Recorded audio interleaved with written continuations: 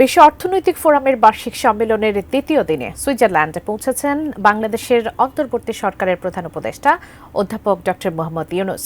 স্থানীয় সময় দুপুর 12:15টায় জুরিখ এয়ারপোর্টে পৌঁছান তিনি।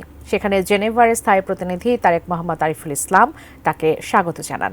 বিস্তারিত জানিয়েছেন আবুল কালাম আজাদ।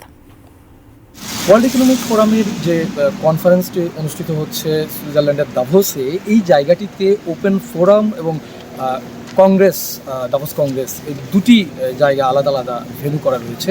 আমরা একটু দীর্ঘদিন ধরে এই ওপেন ফোরামটি কভার করছেন এবং দাভোস কংগ্রেস সেটিও কভার করছেন। এরকম একজন গণমাধ্যম কর্মীর সঙ্গে কথা বলবো, বাকিউল্লাহ, যিনি প্রবাসী সাংবাদিক, সুইজারল্যান্ড প্রবাসী।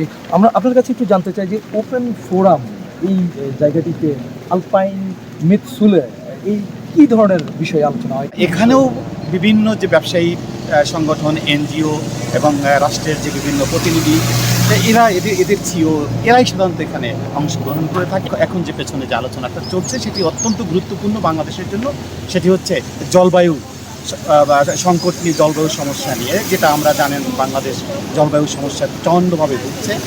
সেক্ষেত্রে এখানে বাংলাদেশের ভূমিকা রাখার দরকার ছিল, কিন্তু দুঃখের বিষয় আমি এরকম কোনো প্রতিনিধি আসলে এখানে আজকে দেখতে পাইনি। এইখানে যে এখন যে আলোচনা হচ্ছে এইগুলোই আসলে মূল কংগ্রেসে আবার আলোচনা হবে এবং এইগুলোই ফোকাস হবে বিভিন্ন যে আবার ইয়েগুলোতে, আপনার জাতিসংঘ থেকে অন্যান্য জায়গাগুলোতে। এখান থেকে এই প্রস্তাবনাগুলি মূলত যাবে।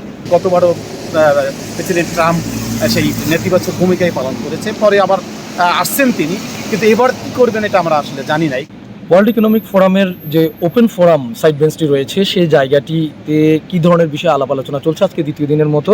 সে জায়গায় বাংলাদেশ থেকে আসা একজন গণমাধ্যম কর্মীর সঙ্গে কথা বলবো। কিভাবে জলবায়ুর যে উষ্ণতা, বৈশ্বিক উষ্ণতা, সেটি মোকাবেলা করা যায় এবং কারা এর পিছনে দায়ী, তাদের এই পরিস্থিতির সমাধান কি, বা আগামী বিশ্বে এই জলবায়ু কেন্দ্রিক চ্যালেঞ্জগুলো।